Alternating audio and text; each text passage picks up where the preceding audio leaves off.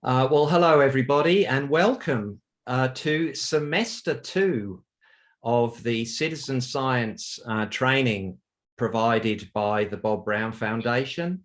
And tonight, I, Dr. Tim, am your host, as Doro Babek is winging her way to a well-earned break back to the motherland in Germany, and she'll be away for a month. So you've got grouchy old me instead. I'd like to begin by acknowledging the traditional owners of the land on which I am, the Gumbaynggirr Nation, and I would like to pay respect to elders past, present, and emerging. Always was, always will be Aboriginal land. All right, well, look, it's a bit of a big night tonight, so I'm just going to get stuck into it. And as I said to Sylvia, just sit back, relax and enjoy the show. If you want to make some interjections, that's fine too. But I might ask tonight, because I'm recording, if you wouldn't mind putting up your hand in the little emotions option in the bottom of your screen, wherever the chat stuff is, under reactions. And I'm going to start now with the PowerPoint presentation and get into tonight's gig.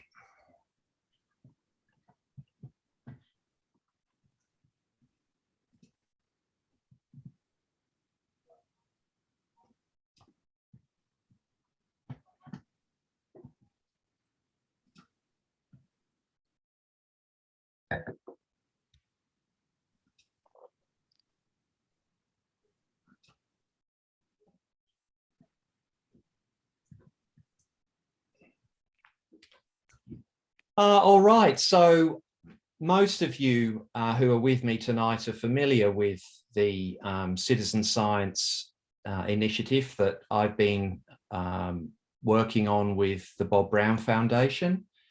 We're focusing conceptually, if you like, or in terms of the training that we're delivering on logging in New South Wales, particularly how the Forestry Corporation of New South Wales is changing the landscape. But this is semester 2. Semester 1 was all about giving us citizen scientists the online and GIS skills using Google Earth Pro to import shapefiles, to import historical aerial photography, to import logging plans, to superimpose those all over the aerial photography base map that we have in Google Earth Pro, and thereby work out the historical existence of native forest areas that are being converted to plantations inside our public state forest estate. Most of that work, for many of us, was purely online.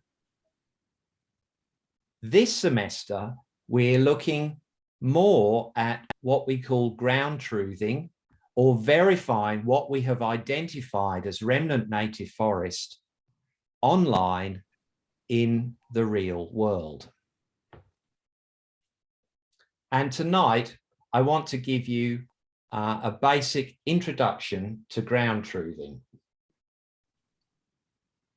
First of all, just to put everything back into context, this is a universal problem across Australia and the world. And while the world may not have the eucalypt as its native forest, many countries are facing similar problems where native forests are being converted to plantations, and native forests are being simplified as well.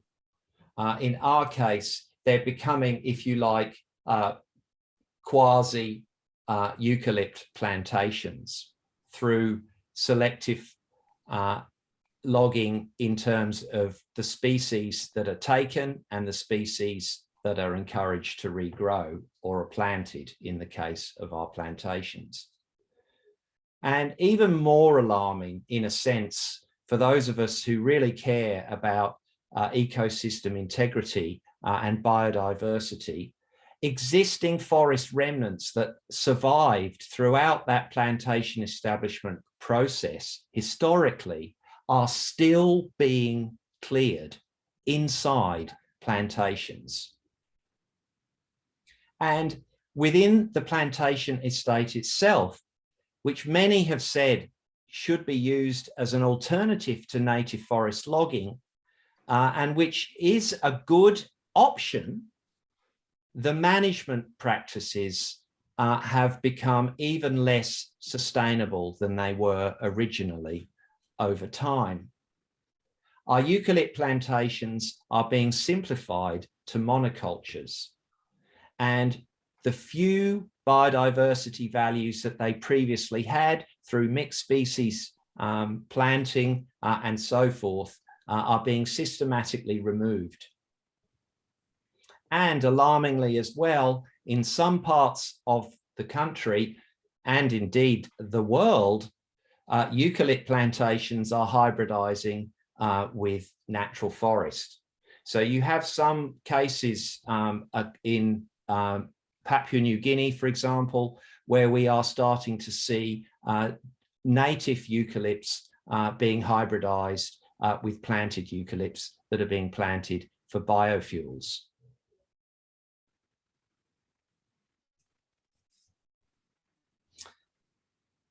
So we've talked a little bit about plantation conversion and native forest loss.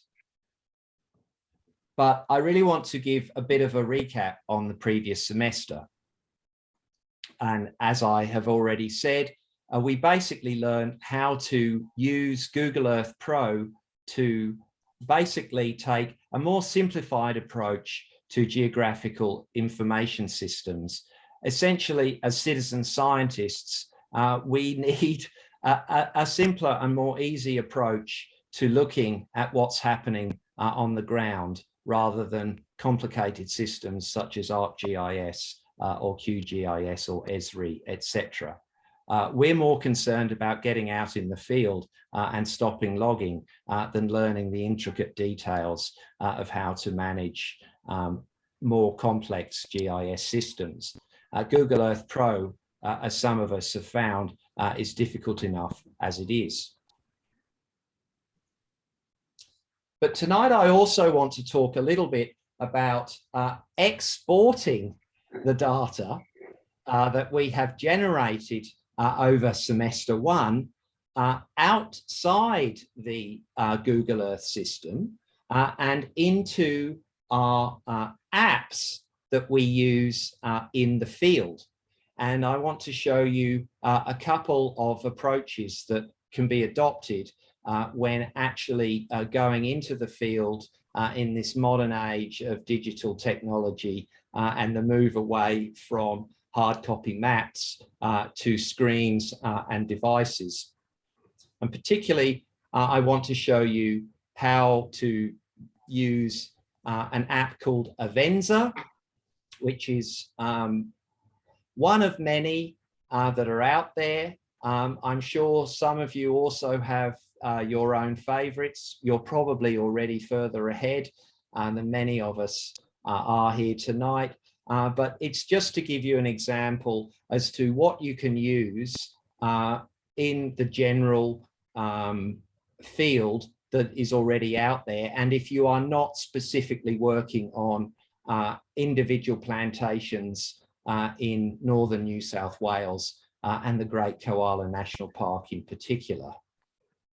But if you are in northern New South Wales and you are working in the Great Koala National Park areas or in the vicinity of that 300,000 hectare proposal for a reserve for our koalas, you can use and are encouraged to use the app called Input, because it is actually able to import and use the historical aerial photography, which is very important when walking in some of these areas that we are alleging are native forest.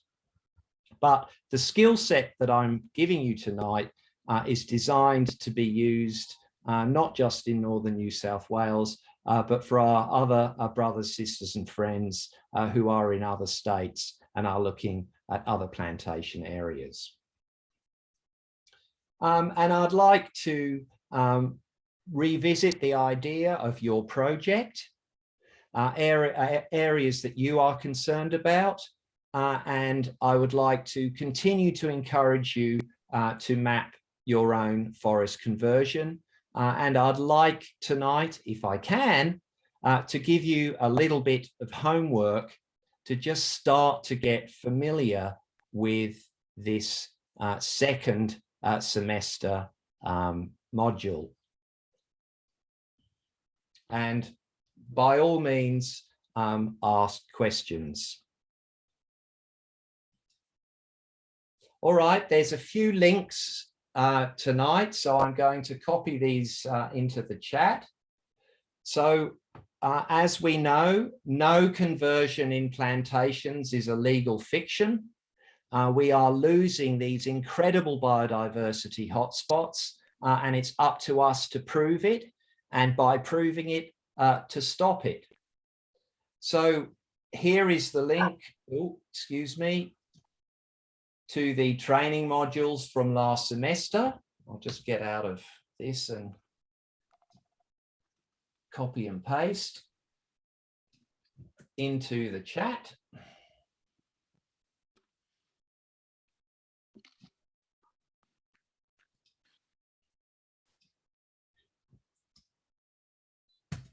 The first link that I'm sending through here are, as I say, the training modules from last semester. They're on YouTube, but they are a private YouTube channel. It's our own channel, so I can actually see how many of you are doing your homework each week. But you are encouraged to watch those at your leisure.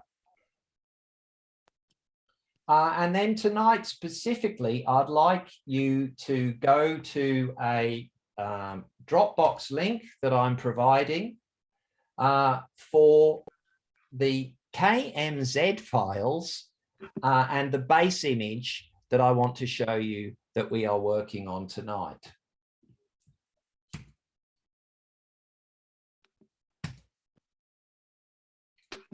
And as a reminder for those of you who use the Citizen Science folder, I will be closing the Citizen Science folder in due course because too many people have been going in and deleting files and adding files thinking it was their Citizen Science folder. No criticism, just a recognition that we need to be careful with using that data. So I have created a link instead, which I'm going to share with you now. So there it is. But I will give everybody ample warning before I turn off their access directly to the Citizen Science folder. But the Citizen Science folder, as we know, is very important for the base shape files of the state forest areas, the plantation forest areas, regulations about plantations, etc., etc.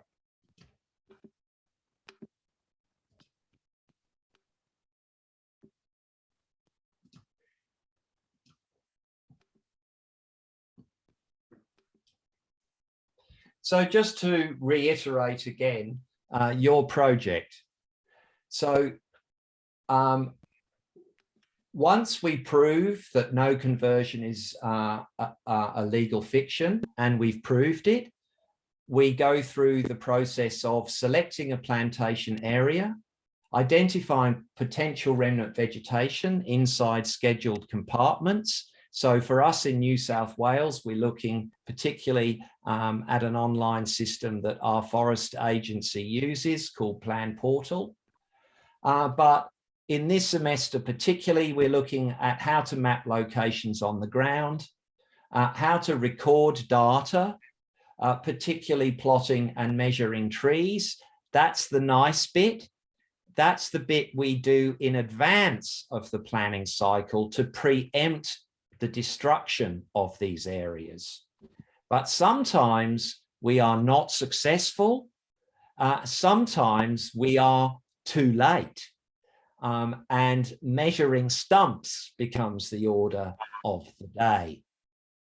But whether we are plotting and measuring trees or measuring stumps, we are also, as citizen scientists, taking action. Action through interactions with the forestry agencies, through government, federal, state, our local member, etc., to customers who are in receipt of timber from plantations, and the certification schemes who are accrediting this timber as being sustainable when we have already proved in many instances that the timber is not plantation and is in fact old growth and even in some instances rainforest. And of course, that links to the need for market campaigns, all of which we will learn in the next and coming weeks.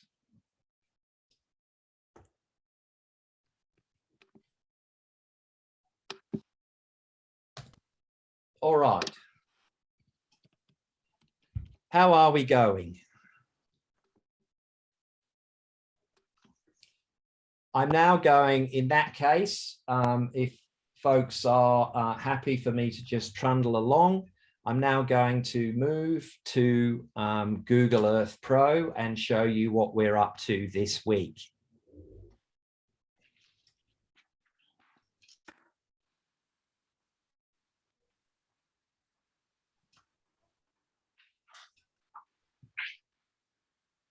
I'm now going to turn away from you.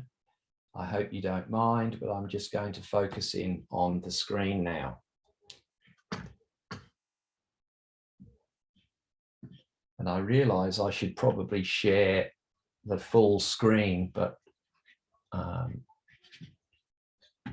just bear with me.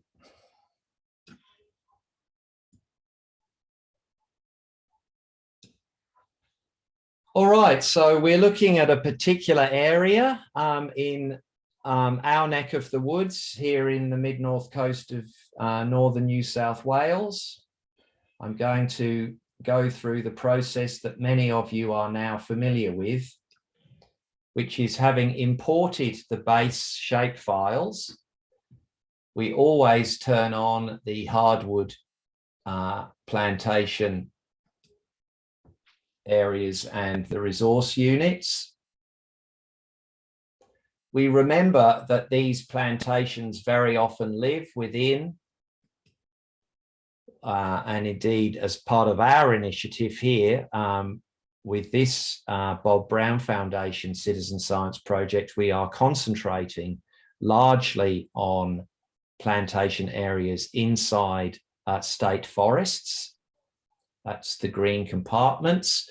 And those compartments are the subdivisions for operational and management purposes that forestry uses, and they are located within state forest boundaries. So those are the boundaries in white.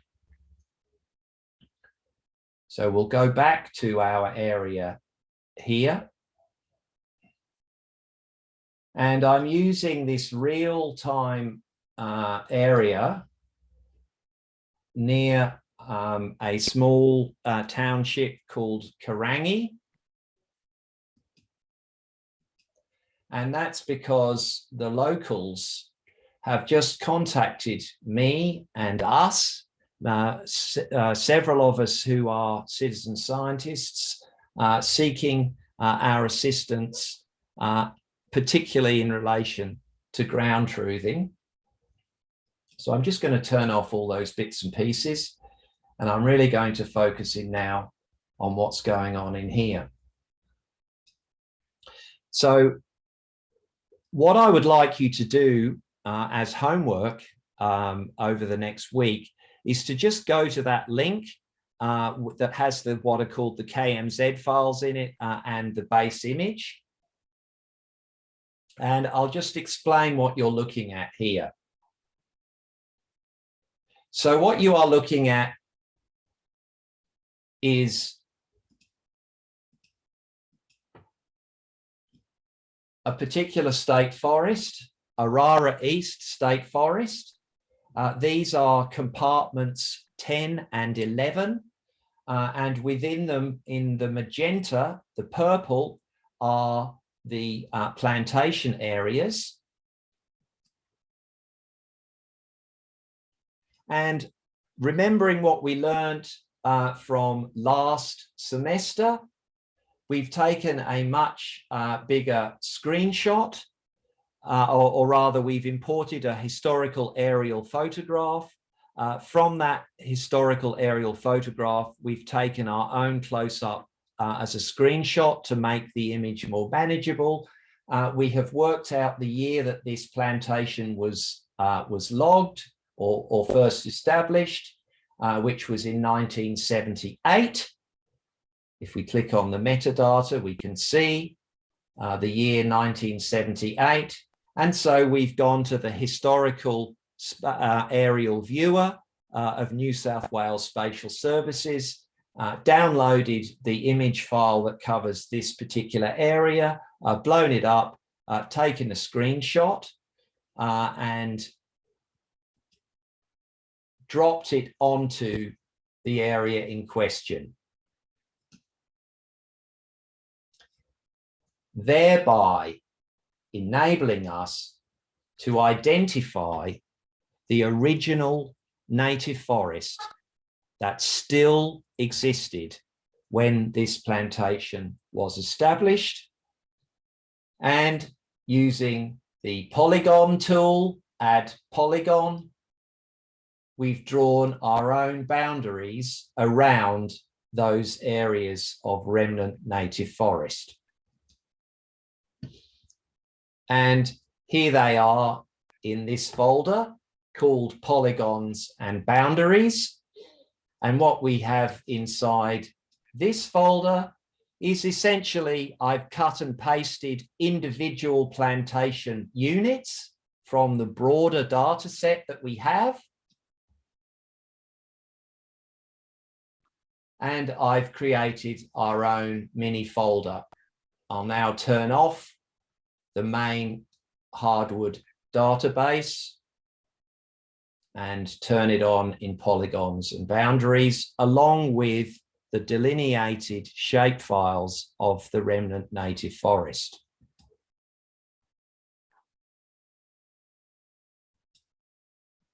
There it is.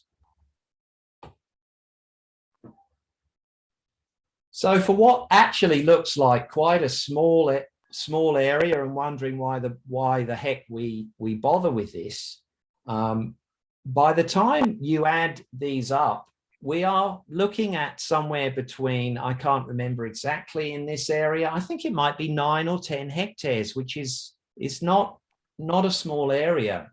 And that doesn't necessarily even include some areas of regrowth that have come up subsequently within the plantation area that was not planted.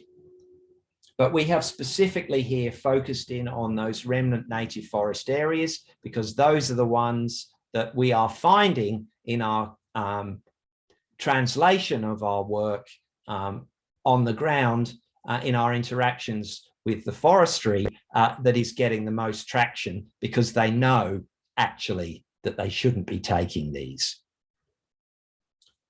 So what you can see here, and I'll make this smaller, is essentially your own mini data set for this specific area. So once you've delineated your polygons, you've given them their name. I'm always quite anal about this. Here we have basically the names of the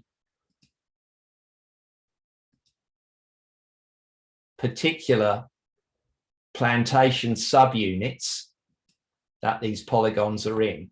So for example, this is plantation subunit 884.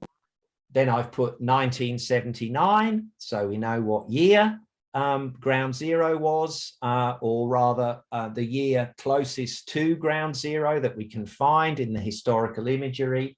And then I've put 0.71 hectares because that's how big these particular shape files are.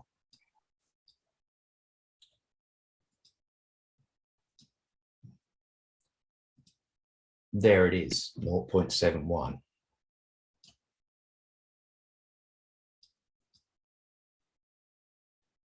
Okay, so now we've got those polygons delineated. We want to translate that into the real world. And we want to get out and get into those areas because they don't look like that now. They look like this now.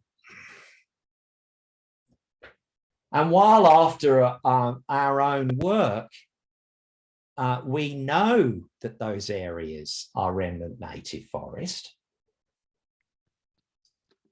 once we turn them off, it's pretty hard to tell. And that is how forestry gets away with it.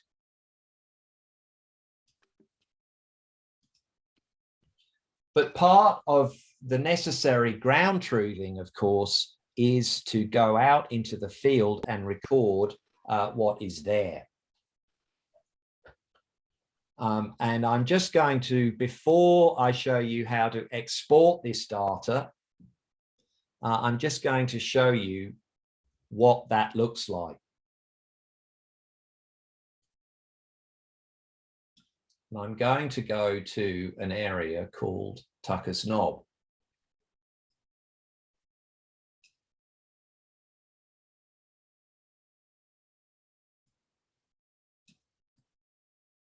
So there are over 30 fragments of remnant native forest inside Tucker's Knob.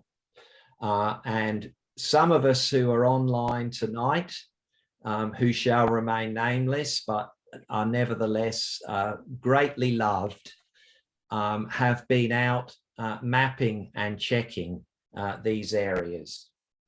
And they have gone to these localities and collected all this data.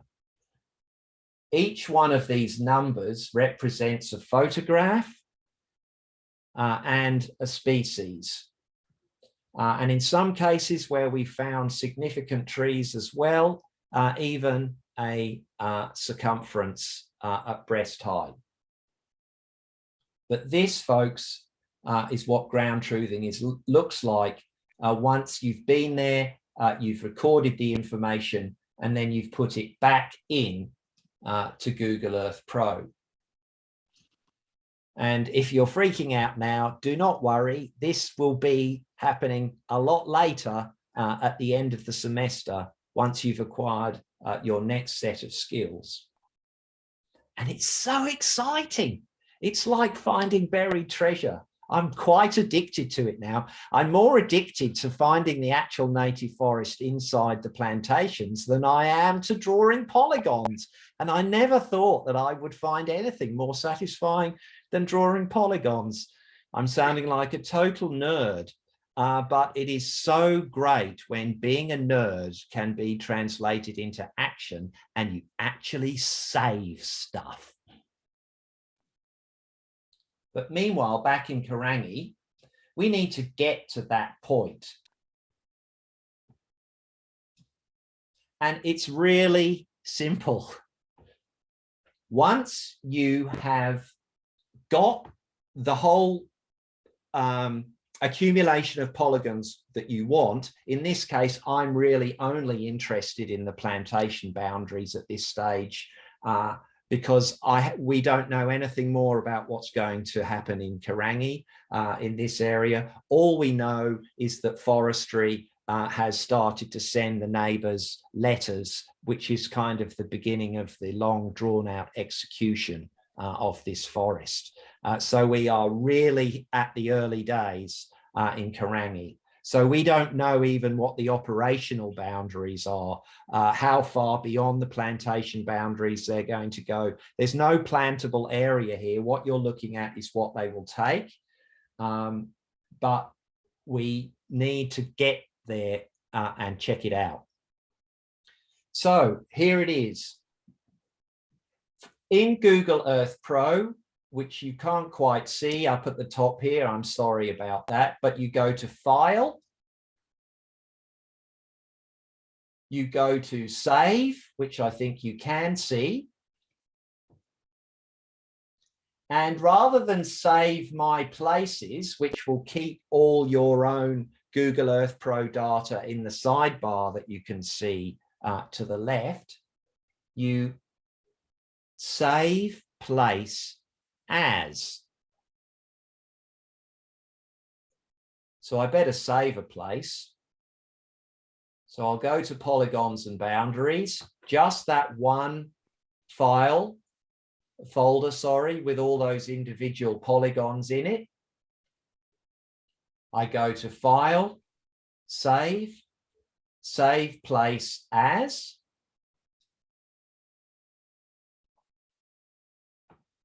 And this is the folder that I've created in Dropbox that you all have access to. It's called Arara. It's got a 1979 close-up view that you yourselves can drop into it.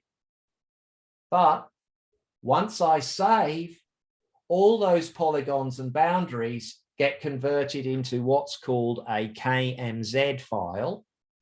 There is another file format in Google Earth Pro called KNL, but for our purposes, we'll use the KMZ. And you press save, and hey presto, you've got yourself a little data set that you can shift around the place and share with other people and use in the field.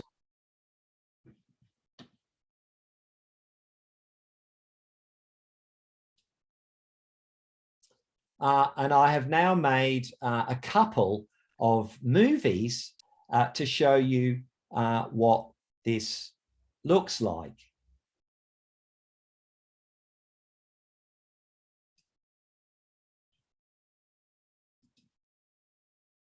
Any questions at this stage, or are you all happy? You're looking happy. Oh, sorry, I have a question, Tim. Go for it. So we were saving that into our Dropbox, right? It depends where you want to save that particular thing. Right, because so, I'm a bit worried about using the Dropbox. You know how we're all getting... Yeah, no, if you remember, always manage your own data. So we could save it on our own computer just to make sure we're not mucking around with the Dropbox, which sounds absolutely like we have been. That's what I'm recommending. I have, because this has become a really big part of my working life, my passion. Every time I work on a particular area, I create a new folder on my desktop. Right. Yeah. And I call it Arara East or Tucker's Knob or whatever it is. And everything goes in there. Okay. So you could save it. We could save it on our desktop. Yep. Yeah. So rather than on Dropbox. Yeah. Well, you could save it in your own Dropbox if you wanted to, if you're working on a collaborative project with someone or whatever. But what I'm suggesting is that you just manage your own data, because one of the really great things about a KMZ file is that once you've done all the work in your area, Jenny, you can email me that KMZ file, and I can put it on mine while we're speaking, and then we can talk about what's going on. And they're actually usually quite small. So That's they're what I was going to say. Are emailable. they small? Are they small enough to email so you don't have to Very send it by small. Dropbox? Okay. Yeah, no, they're kilobytes usually. Very occasionally, very large ones will go into megabytes, but generally speaking, they're quite small. And so they translate. You can just pull them into yours and. Yes, yes. As we have done, us citizen scientists who are already doing stuff on the ground. So we've collected data and we've shared it one with another. And compiled it and composited it and all that kind of stuff. Okay. Right. So what I'm going to do now is show you two apps that will become crucial to you in your work as citizen scientists saving native forests, particularly inside plantations. The first is an app called Avenza. And Avenza is useful anywhere. It's useful for you, Jenny. It's useful for you, Sylvia, and Anita. Everybody who has an area that they care about but does not necessarily have access to the same level of high resolution data that we are beginning to generate here in the vicinity of the Great Koala National Park in the mid-north coast. It's a go-to app that you can use anywhere. And I'll show you how, and I'll turn on a little movie.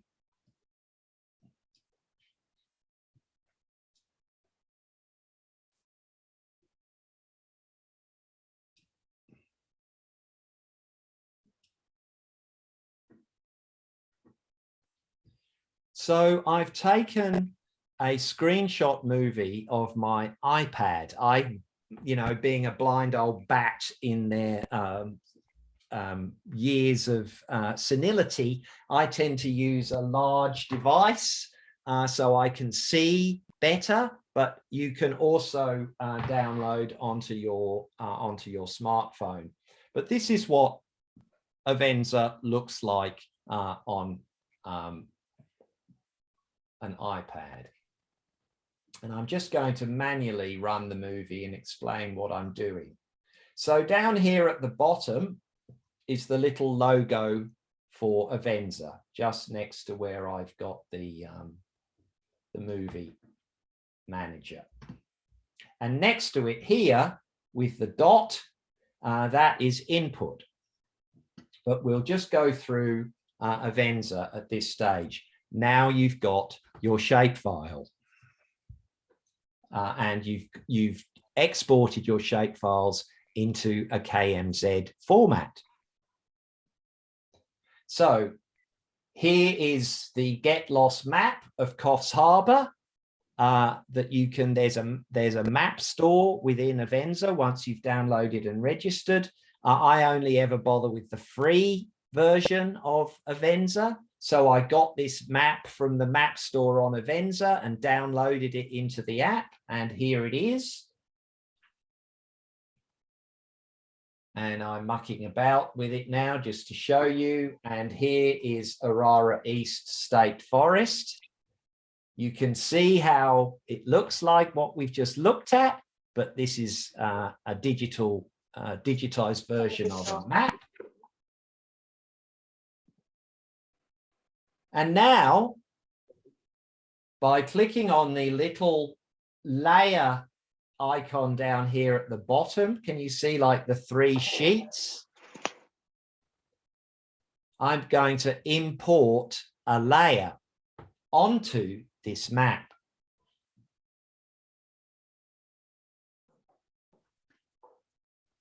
And I've gone to import layers. I'm looking at the range of options that I can import from, and particularly here, and this answers your question to a certain extent, Jenny, from Dropbox. So in this case, it's good to have a Dropbox because you can dump these things into your own Dropbox. But you could also go from storage locations or whatever.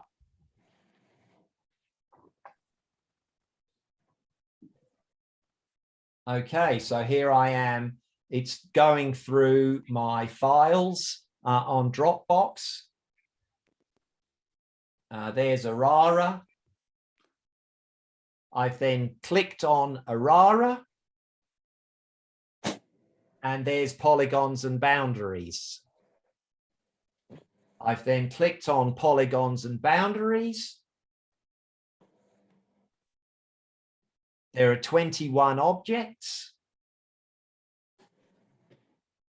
Features imported, 21, 21 on map. And there they are, superimposed on top of the Avenza map.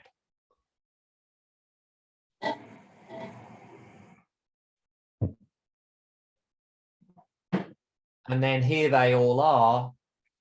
If you click on the ILO icon there, it will break it down even further. And here you can see the individual shape files themselves.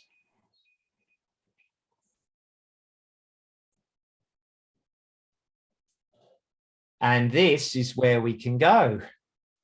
And one of the good things about Avenza is you exist as a little blue dot with a pointy arrow. And as you move, so too does the little blue dot with the pointy arrow. And eventually you will get inside a polygon and you can start taking photographs with geolocation turned on your device to your heart's content.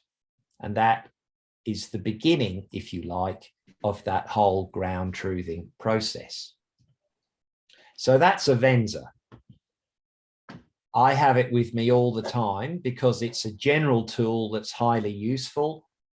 But when I start going to specific areas where I have the historical imagery, I then switch to input. And I will now show you what you can do with input.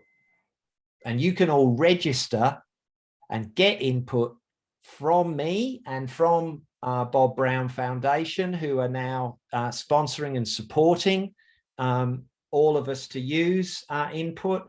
And we're building our own app, which is, you know, a bit cheesy in some ways, but very exciting because I've never really done this kind of stuff. And I'm very grateful to the Bob Brown Foundation for providing this level of support to us forest activists.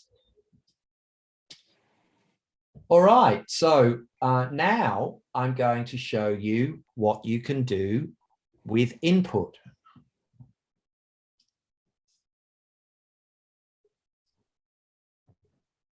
I think this is one. Down here quivering now. No.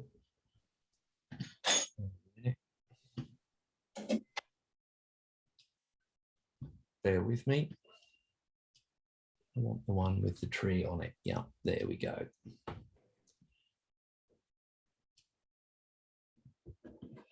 All right, so the Avenza icon has gone and we're looking at input, the green one with the dot in the middle.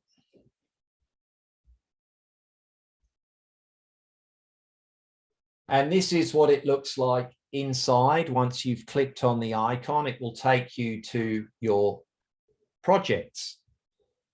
And as you can see here, we've got active citizen scientists using this app in Conglomerate State Forest, in Newry State Forest, in Aurora East State Forest, and in Tucker's Knob.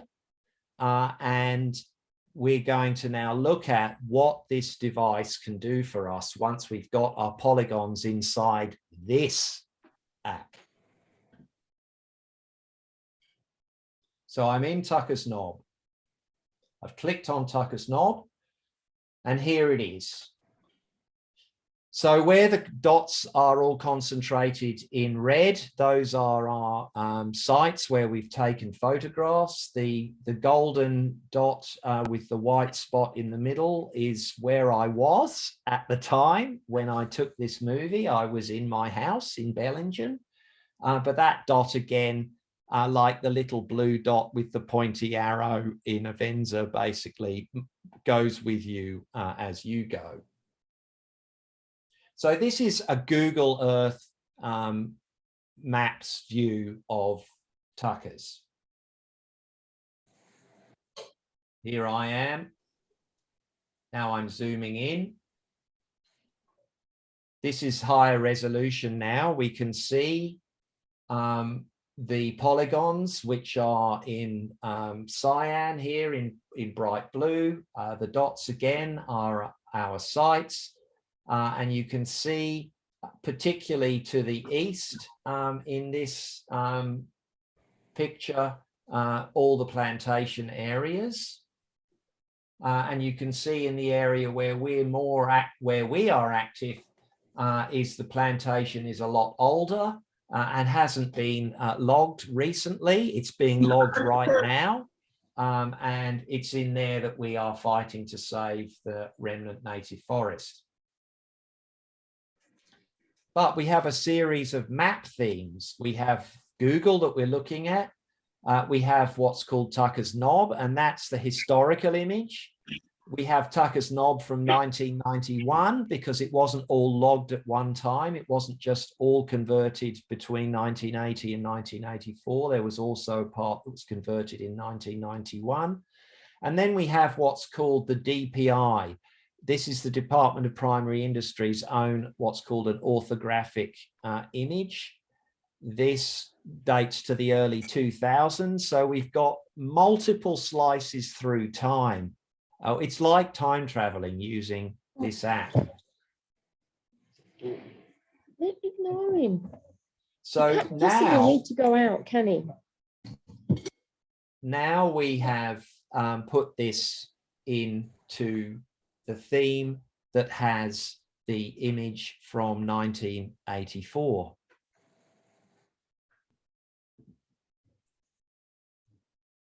And zooming in this corner, you can see to the east, there was plantation, but to the west, in 1984, there was no plantation. As you zoom in, you get closer and closer. You can see the higher resolution, and you are now beginning to see actual individual canopies of trees. So now we're going to look at that corner again in 1991 because it was cleared and established with plantation subsequently. And here you can see quite clearly the difference between the plantation area and the remaining native forest. Someone is having dinner and making a bit of a noise, so you may want to, all of you, mute yourselves at this point.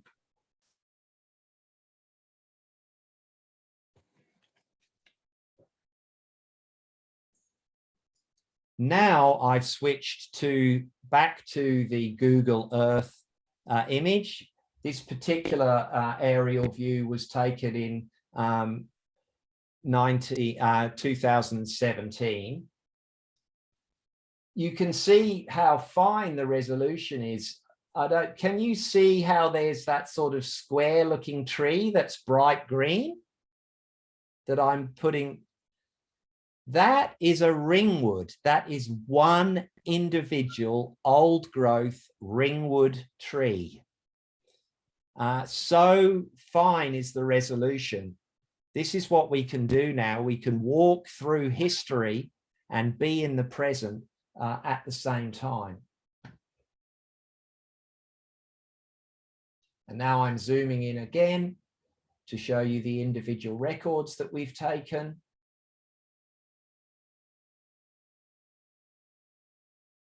Back to 1984.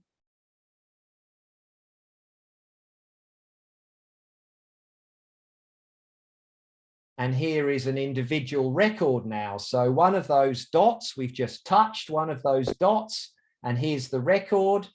record number 163. We've taken a photograph using the app and we've populated it with data. We've been a bit naughty and lazy in this one, but we could name the site, the date, the photo, the species, any other notes we want, and any other descriptive material. We can say whether it's a remnant, whether it's a tree, whether it's a stump. We have a whole range of ways of classifying this information. And here is the photo of that individual tree embedded within the app. And there it is, a really lovely old flooded gum inside that area. And that is quite obviously not a plantation tree.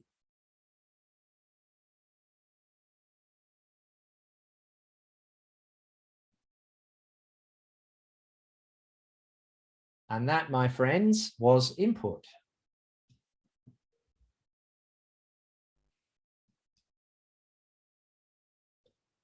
And at this point, with 5 minutes to go, I'm going to turn off recording. I'm going to encourage you all to go to the Arara folder in Dropbox that I gave you the link to, and drop that little map in, that image from 79, and just have a play with it, and also have a bit of fun with those polygons.